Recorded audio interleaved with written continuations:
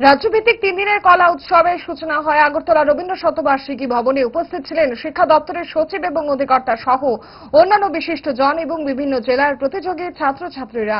সমগ্র শিক্ষা দপ্তর কর্তৃক এই উৎসবের আয়োজন করা হয়।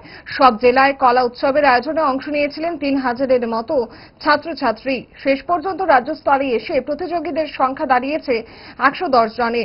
শিক্ষা দপ্তরের সচিব তার ভাষণে বলেন, অনেকে হয়তো প্রতিযোগিতায় শেষ পর্যন্ত বিজয়ী হতে পারবেন না। রাজ্য স্তরে এসে কেউ পরাজিত হয় না, তাদেরও ট্যালেন্ট রয়েছে। এই উৎসব আগামী 14 নভেম্বর সুন্দরভাবে সম্পন্ন করা হবে বলে দপ্তরের সচিব আশা প্রকাশ করেন। आप सभी बच्चे जो आए हैं यहाँ पे डिस्ट्रिक्ट लेवल की कॉम्पिटिशन्स में आप लोग क्वालिफाई हुए हैं और अभी जो स्टेट लेवल की कंपटीशन है उसमें पार्टिसिपेशन लेंगे। 3 दिन तक का ये प्रोग्राम चलेगा। निश्चय ही कुछ लोग विजयी रहेंगे, कुछ लोग विनर बनेंगे, कुछ लोग लूजर बनेंगे।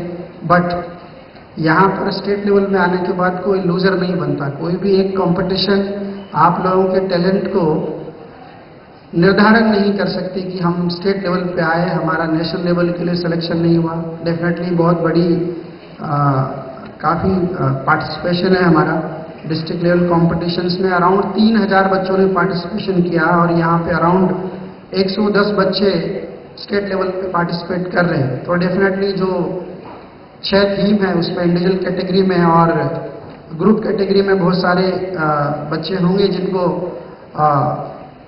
नेशनल लेवल पर पार्टिसिपेशन करने का मौका मिलेगा।